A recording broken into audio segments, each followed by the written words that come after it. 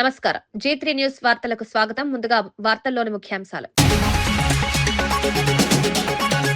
తెలంగాణలో బీజేపీ ప్రత్యామ్నాయ శక్తి కాదన్న కేటీఆర్, అసలు రాజకీయ పోరు బీఆర్ఎస్ కాంగ్రెస్ మధ్యేనని ఉద్ఘాటన. కాంగ్రెస్ 24 నెలల పాలన వైఫల్యాలను ప్రజల్లోకి తీసుకువెళ్లాలని పిలుపు. పార్లమెంట్ ఎన్నికల్లో బీజేపీ గెలుపు కేవలం గాలివాటమేనని వ్యాఖ్య. PSLV-C 62 ద్వారా 15 ఉపగ్రహాల ప్రయోగం. PSLV ప్రయోగాల్లో ఇది 64వ ఇస్రో. అంతరిక్ష రంగంలో మరో మైలురాయి కానుందన్న శాస్త్రవేత్తలు. పవన్ కళ్యాణ్ పై సిపిఐ నారాయణ సంచలన వ్యాఖ్యలు. రాజకీయాల్లో పవన్ ద్వంద్వ వైఖరి చూపుతున్నారన్న సిపిఐ నారాయణ, సనాతన ధర్మం పేరుతో రాజకీయ నాటకమాడుతున్నారని విమర్శ. పవన్ రాజకీయ మార్పును ప్రజలు గమనిస్తున్నారని వ్యాఖ్య. సింగరేణి కార్మికులు, రైతుల సంక్షేమమే ప్రభుత్వ ధ్యేయమన్న శ్రీధర్ బాబు. ఎన్ఆర్ఎస్పీతో మారుమూల రైతులకు సాగునీరు అందిస్తామని వెల్లడి. పరిశ్రమల విస్తరణతో యువతకు ఉద్యోగాల లక్ష్యమని వ్యాఖ్య. సంక్షేమం, అభివృద్ధి అని రెండింటినీ సమతుల్యం చేస్తామని హామీ. రాజధానిపై వివాదాలు మానుకోవాలన్న బీవీ రాఘవులు. రాజకీయ లబ్ధికి రాజధాని వాడొద్దని సిపిఎం సూచన. రాష్ట్రానికి స్థిరమైన పాలన అవసరమని వెల్లడి. ప్రజల అభివృద్ధే రాజకీయ లక్ష్యమని వ్యాఖ్య. కాంగ్రెస్ మంత్రులపై ఆరోపణలు వస్తేనే అధికారులు స్పందిస్తున్నారా అని మాజీ మంత్రి ఎమ్మెల్యే జగదీష్ రెడ్డి తీవ్రంగా ప్రశ్నించారు. గతంలో కేసీఆర్, కేటీఆర్లపై కాంగ్రెస్ నేతలే ఇష్టం వచ్చినట్టు మాట్లాడారని గుర్తు చేశారు. కేటీఆర్ కుటుంబాన్ని లక్ష్యంగా చేసుకుని తప్పుడు కథనాలు రాయించారని ఆరోపించారు. ఈ దుష్ప్రచార రాజకీయాలకు బీజం వేసింది ముఖ్యమంత్రి రేవంత్ రెడ్డినని విమర్శించారు. అప్పట్లో ఎలాంటి చర్యలు తీసుకోని అధికారులు ఇప్పుడు కాంగ్రెస్ మంత్రులపై ఆరోపణలు రావడంతో హడావిడిగా స్పందిస్తున్నారన్నారు. కేసీఆర్ పాలనలో 10 ఏళ్ల పాటు ఇలాంటి ఘటనలు జరగలేదని స్పష్టం చేశారు. గాంధీ భవన్, సీఎం కార్యాలయం నుంచి ఘోస్ట్ వెబ్సైట్లు నడుస్తున్నాయని సంచలన వ్యాఖ్యలు చేశారు. రాజకీయాల్లో విలువలు పాటించాల్సిన అవసరం ఉందని, తప్పుడు కథనాలపై ఎవరైనా చర్యలు తీసుకోవాల్సిన బాధ్యత అధికారులదేనని జగదీష్ రెడ్డి స్పష్టం చేశారు. దురదృష్టవశాత్తు తెలంగాణ రాజకీయాలలో గత 2-3 సంవత్సరాలుగా కొంత అవాంఛనీయమైన సంఘటనలు జరుగుతూ ఉన్నాయి. ప్రత్యేకించి నాయకులపైన అర్థం లేని అసత్యమైన ఆరోపణలు, వ్యక్తిగతంగా వాళ్ళ క్యారెక్టర్లను అసాసినేట్ చేసే పద్ధతుల్లో దుర్మార్గమైన ప్రయత్నాలు చేస్తూ ఉన్నారు. ప్రత్యేకించి రేవంత్ రెడ్డి గారి నాయకత్వంలోనే ఇవి మొదలైంది. వాస్తవానికి తెలంగాణలో మా నాయకుడు కేటీఆర్ గారి పైన ఇష్టం వచ్చినట్టుగా నోరు బారేసుకొని మంత్రులే స్వయంగా ఇట్లాంటి తప్పు మాటల్ని మాట్లాడి వాళ్ళ కుటుంబాలలో వాళ్ళని ఇబ్బంది పెట్టే ప్రయత్నాలు చేశారు. కానీ వాళ్ళ తిరిగి వాళ్ళకే తగులుతుంది. అది చాలా విచిత్రంగా మంత్రులపైన, అధికారులపైన ఇటువంటి వార్తలు వస్తూ ఉన్నాయి. నిజమే, ఇవాళ మరి మంత్రులు, రాష్ట్రంలో ఉండే ఐఏఎస్, ఐపీఎస్ అధికారులు అందరు కలిస్తే కూడా తప్పు చేసిన వాళ్ళని పట్టుకోలేరా? ఎవరిని మోసం చేయడానికి డ్రామాలు ఆడుతున్నారు? సికింద్రాబాద్ ను ముక్కలు చేయాలని ప్రయత్నిస్తే తీవ్ర ప్రతిఘటన ఎదుర్కోవాల్సి వస్తుందని మాజీ మంత్రి ఎమ్మెల్యే తలసాని శ్రీనివాస్ యాదవ్ హెచ్చరించారు. డీలిమిటేషన్ పేరుతో సికింద్రాబాద్ ప్రాంతాన్ని విభజించేందుకు కాంగ్రెస్ ప్రభుత్వం కుట్ర చేస్తోందని ఆరోపించారు. చారిత్రక ప్రాధాన్యత ఉన్న సికింద్రాబాద్ కు ప్రత్యేక గుర్తింపు ఉందని, దాన్ని దెబ్బతీయాలని చూస్తే ప్రజలు సహించరన్నారు. ప్రజల మనోభావాలను లెక్క చేయకుండా తీసుకునే నిర్ణయాలు ప్రమాదకరమని హెచ్చరించారు. ఇది కేవలం రాజకీయ అంశం కాదని, సికింద్రాబాద్ ప్రజల ఆత్మగౌరవానికి సంబంధించిన పోరాటమన్నారు. అవసరమైతే ఉద్యమాన్ని మరింత ఉధృతం చేస్తామని, రోడ్డెక్కి పోరాడతామని స్పష్టం చేశారు. సికింద్రాబాద్ అస్తిత్వాన్ని కాపాడుకునేందుకు అన్ని వర్గాల ప్రజలు ఐక్యంగా నిలవాలని తలసాని పిలుపునిచ్చారు. మనం నిత్యం ప్రజల మధ్యన ఒక ఐక్యతా భావంతో, నార్త్ జోన్ ఏరియా అంటే ఎప్పుడు చూసినా సికింద్రాబాద్ ప్రాంతం అంతా పీస్ఫుల్గా ఉండేటువంటి ఏరియా. అందరూ కులాలకు, మతాలకు అతీతంగా కలిసిమెలిసి ఉండేటువంటి ప్రాంతం. మన దగ్గర కమ్యూనల్ వైలెన్స్ ఎప్పుడు జరగదు. మనం అందరము చిన్నప్పటి నుంచి అన్ని మతాలను గౌరవించుకొని మరి పెరుగుతున్నటువంటి ప్రాంతాన్ని ఏదో నీ అబ్బ జాగిరైనట్టు నేను ముక్కలు చేస్తా అంటే నిన్ను ముక్కలు చేస్తాం బిడ్డ జాగ్రత్త అని చెప్పి నేను ఈ సందర్భంగా హెచ్చరిక చేస్తా ఉన్నాను. ఏమి అయ్యా జాగిరేం కాదు, ఇది నీ ఇష్టం ఉన్నట్టు చేసుకోనికే. ఇది ప్రజాస్వామ్యం లోపట నైతికంగా ఇది ప్రజల యొక్క హక్కు. అధికారం ఎవరికీ శాశ్వతం కాదని, కానీ అధికారంలో ఉన్నప్పుడు చేసిన పనులే ప్రజల మనసుల్లో నిలుస్తాయని బీఆర్ఎస్ వర్కింగ్ ప్రెసిడెంట్ కేటీఆర్ వ్యాఖ్యానించారు. నేడు ప్రజలు కేసీఆర్ ను గుర్తు చేసుకుంటున్నారంటే ఆయన పాలనలో జరిగిన అభివృద్ధి, సంక్షేమ కార్యక్రమాలే కారణమన్నారు. ముఖ్యమంత్రి రేవంత్ రెడ్డికి ఇంకా 3 ఏళ్ల పదవీ కాలం ఉందని, రాజకీయ మోసాలు మానుకుని పాలనపై దృష్టి పెట్టాలని హితవు పలికారు. ప్రజలను తప్పుదోవ పట్టించే విధానాలు ఎక్కువ కాలం నిలవవని హెచ్చరించారు. కాంగ్రెస్ ప్రభుత్వంపై ప్రజల్లో అసంతృప్తి పెరుగుతోందని, రానున్న రోజుల్లో ప్రజల తీర్పు స్పష్టంగా ఉంటుందని కేటీఆర్ ధీమా వ్యక్తం చేశారు. అభివృద్ధి, సంక్షేమమే రాజకీయ లక్ష్యంగా ఉండాలన్నారు. కేసీఆర్ వచ్చిన తర్వాత కరెంట్ ఇచ్చి, నీళ్ళిచ్చి, వ్యవసాయం బాగయి అద్భుతమైన పథకాలు తీసుకొస్తే 5 లక్షల ఎకరం ఉన్న పొలం దాదాపు 50 లక్షలైంది, 25 లక్షలైంది, 30 లక్షలైంది. ప్రజల సంపద పెరిగింది. ఏమైంది దానివల్ల? సంపద పెరిగితే ధైర్యం వచ్చింది. ఒక 4 ఎకరాలు ఉంటే ఒక పెద్ద మనిషికి, ఒక రైతుకి నాకు ₹1 కోటి ఉన్నట్టుగా ఫీల్ అయ్యిండు. నాకేమన్నా అయితే నా కుటుంబం రోడ్డు మీద పడదు, నా కుటుంబానికి, నా భార్య పిల్లలకు డోకలేదు, మంచిగుంటారు వాళ్ళు. కొడుకు ఏదైనా వ్యాపారం పెట్టుకుంటే 1 ఎకరం అమ్మి పైసలు ఇస్తా, బిడ్డ పెళ్ళి అయితే 1 ఎకరం అమ్మి చేస్తా, ఈ ధైర్యం ఉండేది. సంపద పెరిగింది, ప్రజలది విశ్వాసం పెరిగింది, నమ్మకం పెరిగింది, ధీమా పెరిగింది. మరి ఈరోజు ఏమైంది? 2 ఏళ్లలో ఎట్లా ఉంది పరిస్థితి? నాకంటే బాగా మీకే తెలుసు. వాళ్ళ మార్కెట్లో డబ్బులు లేవు.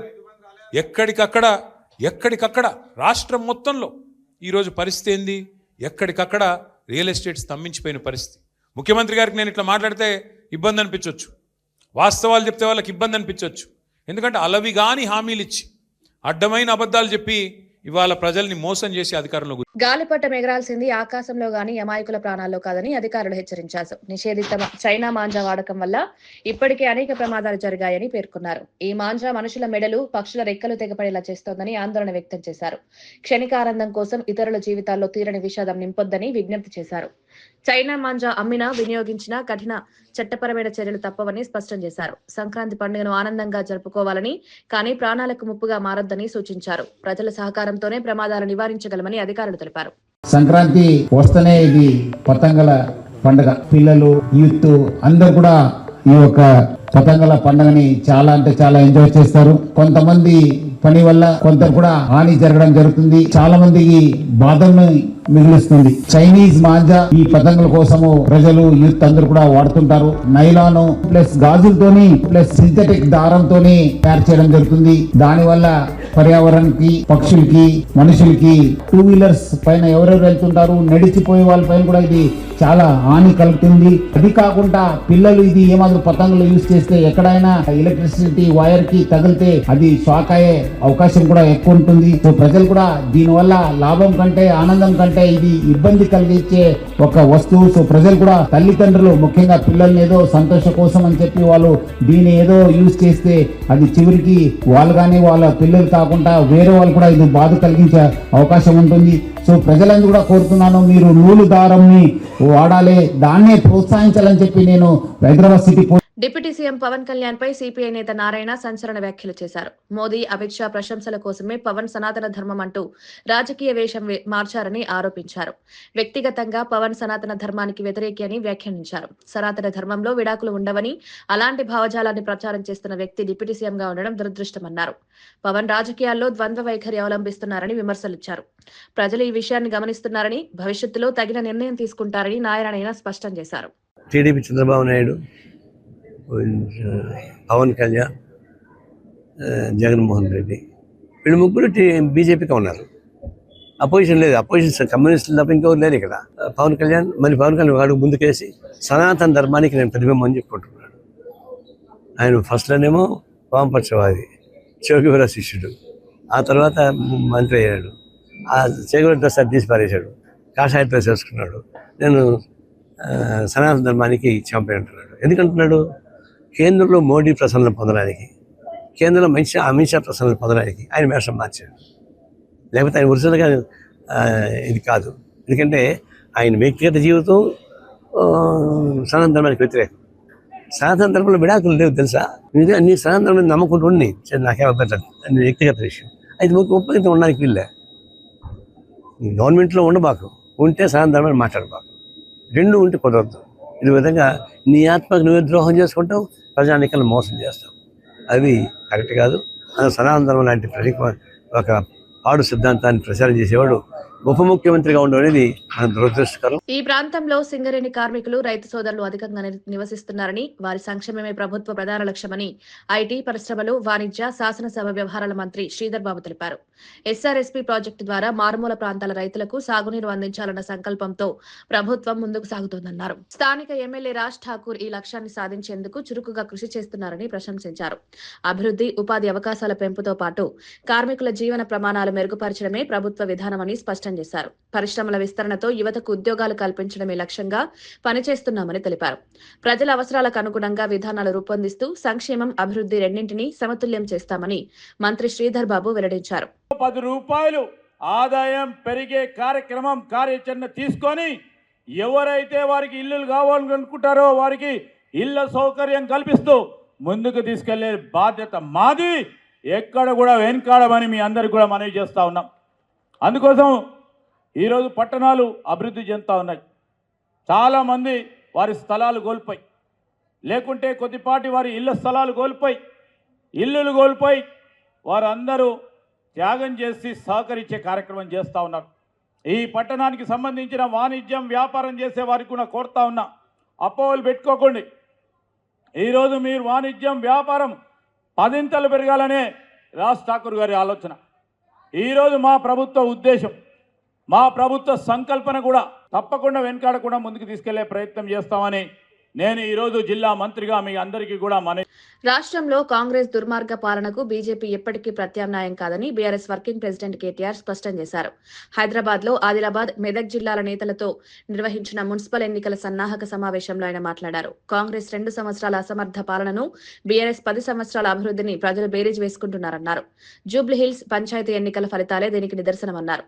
పార్లమెంట్ ఎన్నికల్లో బీజేపీకి వచ్చిన విజయం తాత్కాలికమని, తెలంగాణలో ఆ పార్టీకి క్షేత్రస్థాయి బలం లేదని వ్యాఖ్యానించారు. రానున్న మున్సిపల్ ఎన్నికల్లో బీజేపీ కూడా కాంగ్రెస్ కు ప్రత్యామ్నాయం కాబోదని జోసెన్ చెప్పారు. తెలంగాణ ప్రయోజనాలకు వ్యతిరేకంగా ఉన్న ఈ 2 జాతీయ పార్టీలకు ప్రజలు తగిన బుద్ధి చెప్తారని కేటీఆర్ ధీమా వ్యక్తం చేశారు.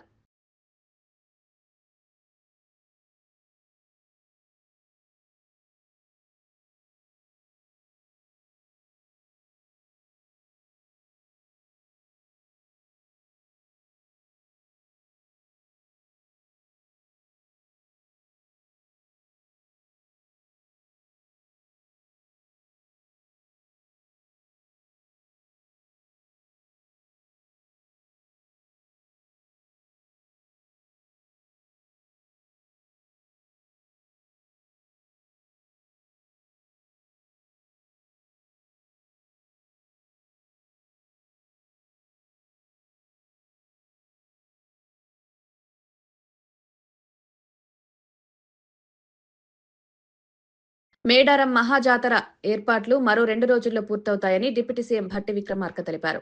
మంత్రులు పొంగులేటి శ్రీనివాసరెడ్డి, శ్రీధర్ బాబు, కొండా సురేఖ, అడ్లూరి లక్ష్మణ్లతో కలిసి మేడారంలో పర్యటించారు. ఆర్టీసీ బస్టాండ్, జంపన్న వాగు వద్ద జరుగుతున్న పనులను పరిశీలించారు.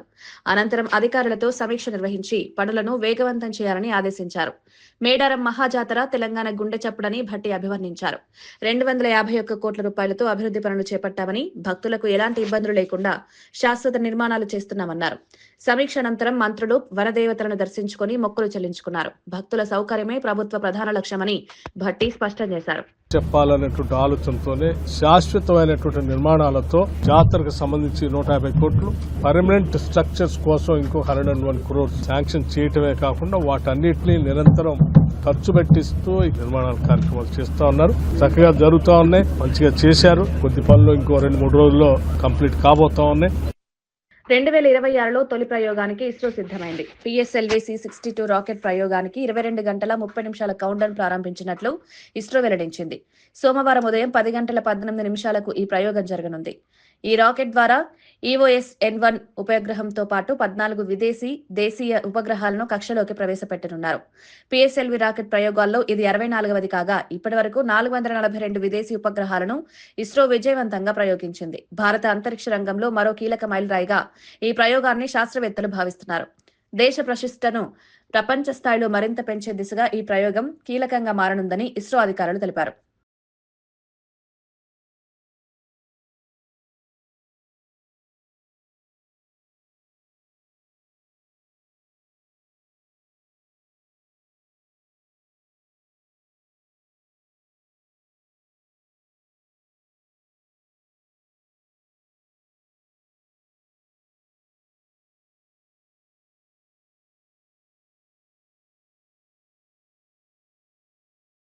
రాజధానిపై వివాదాలు సృష్టించే చర్యలను జగన్ మానుకోవాలని సిపిఎం పొలిట్ బ్యూరో సభ్యుడు బివి రాఘవులు హితవు పలికారు. రాజధాని అంశాన్ని రాజకీయ లబ్ధి కోసం ఉపయోగించుకోవడం వల్ల రాష్ట్రానికి నష్టం జరుగుతుందన్నారు. ప్రజల అభివృద్ధి, సంక్షేమంపై దృష్టి పెట్టాల్సిన సమయంలో వివాదాలు సృష్టించడం సరికాదన్నారు. రాష్ట్రానికి స్థిరమైన పరిపాలనా వ్యవస్థ అవసరమని స్పష్టం చేశారు. రాజధాని విషయంలో అనవసరమైన వ్యాఖ్యలు ప్రజల్లో గందరగోళం పెంచుతాయని తెలిపారు. అన్ని రాజకీయ పార్టీలు బాధ్యతాయుతంగా వ్యవహరించి రాష్ట్ర భవిష్యత్తును దృష్టిలో పెట్టుకోవాలని రాఘవులు సూచించారు. ప్రజల సమస్యల పరిష్కారమే రాజకీయ లక్ష్యంగా ఉండాలని ఆయన వ్యాఖ్యానించారు. ఒకసారి అమరావతి రాజధాని ఇక్కడ ప్రారంభమైన తర్వాత దాన్ని పూర్తి చేసుకోవడం మీద కేంద్రీకరించి ఆ పూర్తి చేయడంలో లోపాలుంటే విమర్శ చేసుకుంటూ సరిదిద్దుకుంటూ ముందుకు పోవడం తప్ప రాష్ట్రం ఏర్పడి దాదాపు 15 సంవత్సరాలు అవుతుంటే ఇప్పుడు ఇంకా దాన్ని వివాదాస్పదం చేయడం అని చెప్పేసి ఇది అర్ధరహితం. వైఎస్ఆర్ పార్టీ, జగన్మోహన్ రెడ్డి ఇక అట్లాంటి పద్ధతి వదిలేసి ఇక్కడ రాజధాని, ఎందుకంటే వారు కూడా మొదట అంగీకరించారు, ఇప్పటికి మళ్ళీ దాన్ని కెలకడానికి ప్రయత్నం చేయడం కాదు, దాన్ని అంగీకరించి స్వీకరించి ఆ రకంగా ముందుకు పోవడం మంచిది తప్ప ఇది రివర్ బేసిన్లో ఉందా, రివర్ బెడ్లో ఉన్నదా, ఇట్లాంటి చర్చలు, అలాగే కాన్స్టిట్యూషన్లో ఉన్నదా, నిర్మాణంలో జరుగుతున్న లోపాలు వాటన్నిటి తప్పకుండా ఎత్తి చూపాల్సిన బాధ్యత ప్రతిపక్షం మీద ఉంది. అంతవరకు పరిమితమై రాజధాని తొందరగా నిర్మాణం అయ్యేదానికి చేయాల్సిన ఒత్తిడి చేసేదాని మీద కేంద్రీకరించడం మంచిదని మేము అభిప్రాయపడుతున్నాం. రాష్ట్ర ప్రభుత్వం బీసీల సంక్షేమానికి పెద్దపీట వేస్తోందని బీసీ సంక్షేమ శాఖ మంత్రి సవిత అన్నారు. అనంతపురంలోని లలిత కళా పరిషత్లో నిర్వహించిన స్వాతంత్ర సమరయోధుడు వడ్డే ఓబన్న రాష్ట్ర స్థాయి జయంతి ఉత్సవాల్లో పాల్గొన్నారు. ఈ సందర్భంగా ఆమె మాట్లాడుతూ బీసీలకు విద్యా, ఉపాధి, రాజకీయ ప్రాతినిధ్యం కల్పించడమే ప్రభుత్వ లక్ష్యమన్నారు. గతంలో నిర్లక్ష్యానికి గురైన వర్గాలను అభివృద్ధి పదంలోకి తీసుకురావడమే తమ బాధ్యత అన్నారు. బీసీ కార్పొరేషన్లను బలోపేతం చేస్తూ సంక్షేమ పథకాలను సమర్థవంతంగా అమలు చేస్తున్నామని వివరించారు. వడ్డే ఓబన్న వంటి మహనీయుల త్యాగాలను యువత గుర్తుంచుకోవాలని, వారి స్ఫూర్తితో ముందుకు సాగాలని మంత్రి సవిత పిలుపునిచ్చారు. బీసీల అభివృద్ధి లేకుండా రాష్ట్ర పురోగతి సాధ్యం కాదని ఆమె స్పష్టం చేశారు.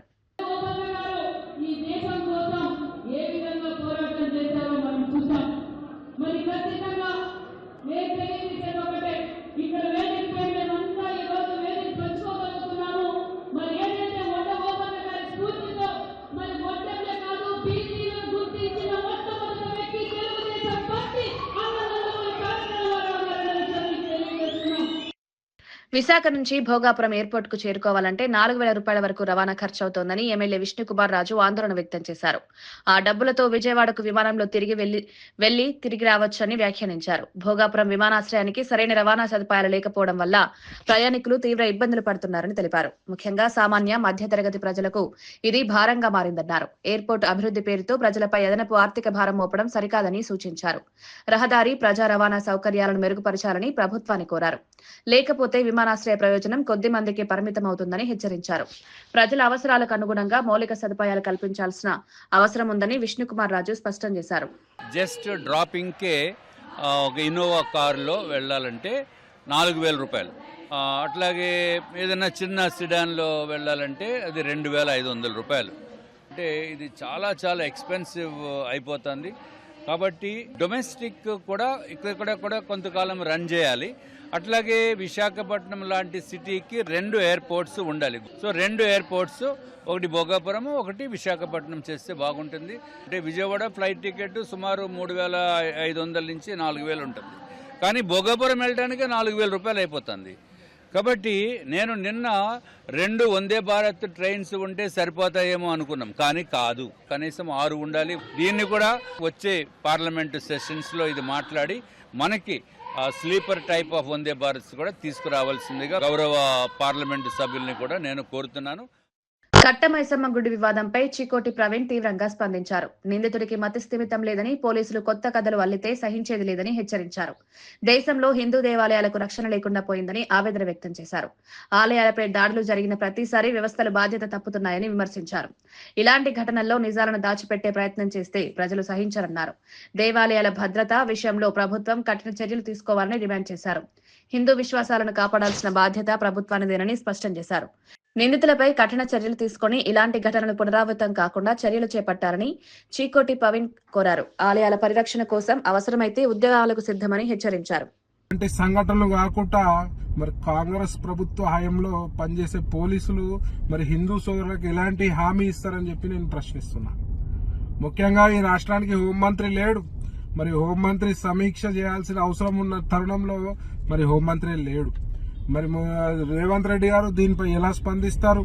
మరి మీరు కూడా హిందువే కదా, మరి హిందువుల మనోభావాలని రకరకాలుగా కించపరుస్తుంటే మరి మీరు దీన్ని ఎలా ఎదుర్కొంటారు? మరి హిందువులు మీకు ఓటేయలేదా? మరి హిందుత్వము మీకు అంటపట్టరాదా అని చెప్పి ప్రశ్నిస్తున్నా. మరి ముఖ్యంగా హిందూ సోదరులందరూ కూడా ఈ సంఘటన చూసి మరి సెక్యులర్ హిందువులు ముఖ్యంగా బుద్ధి తెచ్చుకోవాల్సిన అవసరం ఉన్నది. ఎవరు కూడా ఎట్లాంటి మాటలు కామెంట్స్ కూడా చేయరు. వాళ్ళు ఎప్పుడు కూడా వన్ సైడ్ వేరే వర్గానికి సపోర్ట్ చేస్తూ మాట్లాడుతుంటారు. నేను ఒకటే అడుగుతున్నా, ఈ కాంగ్రెస్ ప్రభుత్వాన్ని ఇమీడియట్ గా దీనిపై కఠినమైన చర్యలు తీసుకోవాలి. దీనిపై అసెంబ్లీలో డిస్కస్ చేసి ఎవరైతే హిందూ దేవాలయాలపై దాడులు జరుగుతాయో వారిపై ప్రత్యేకమైన చట్టం తీసుకురావాల్సిన అవసరం ఉందని చెప్పి సందర్భం తెలియజేస్తూ, మరి అందరూ కూడా హిందూ సోదరులు ఐక్యమత్యంతో ఉంటే గాని వీళ్ళందరికీ బుద్ధి చెప్పలేమని చెప్పి సందర్భంగా తెలియజేస్తూ సెలవు తీసుకుంటున్నాను. జై శ్రీరామ్. వార్తలు ముగించే ముందు ముఖ్యాంశాలు మరోసారి. తెలంగాణలో బీజేపీ ప్రత్యామ్నాయ శక్తి కాదన్న కేటీఆర్, అసలు రాజకీయ పోరు బీఆర్ఎస్ కాంగ్రెస్ మధ్యేనని ఉద్ఘాటన. కాంగ్రెస్ 24 నెలల పాలన వైఫల్యాలను ప్రజల్లోకి తీసుకువెళ్లాలని పిలుపు. పార్లమెంట్ ఎన్నికల్లో బీజేపీ గెలుపు కేవలం గాలివాటమేనని వ్యాఖ్య. PSLV-C 62 ద్వారా 15 ఉపగ్రహాల ప్రయోగం. PSLV ప్రయోగాల్లో ఇది 64వ ఇస్రో. అంతరిక్ష రంగంలో మరో మైలురాయి కానుందన్న శాస్త్రవేత్తలు. పవన్ కళ్యాణ్ పై సిపిఐ నారాయణ సంచలన వ్యాఖ్యలు. రాజకీయాల్లో పవన్ ద్వంద్వ వైఖరి చూపుతున్నారన్న సిపిఐ నారాయణ, సనాతన ధర్మం పేరుతో రాజకీయ నాటకమాడుతున్నారని విమర్శ. పవన్ రాజకీయ మార్పును ప్రజలు గమనిస్తున్నారని వ్యాఖ్య. సింగరేణి కార్మికులు, రైతుల సంక్షేమమే ప్రభుత్వ ధ్యేయమన్న శ్రీధర్ బాబు. ఎన్ఆర్ఎస్పీతో మారుమూల రైతులకు సాగునీరు అందిస్తామని వెల్లడి. పరిశ్రమల విస్తరణతో యువతకు ఉద్యోగాల లక్ష్యమని వ్యాఖ్య. సంక్షేమం, అభివృద్ధి అని రెండింటినీ సమతుల్యం చేస్తామని హామీ. రాజధానిపై వివాదాలు మానుకోవాలన్న బీవీ రాఘవులు. రాజకీయ లబ్ధికి రాజధాని వాడొద్దని సిపిఎం సూచన. రాష్ట్రానికి స్థిరమైన పాలన అవసరమని వెల్లడి. ప్రజల అభివృద్ధే రాజకీయ లక్ష్యమని వ్యాఖ్య. ఇవి ఈనాటి వార్తా విశేషాలు. మరో బులెటిన్లో మళ్ళీ కలుద్దాం. నమస్కారం.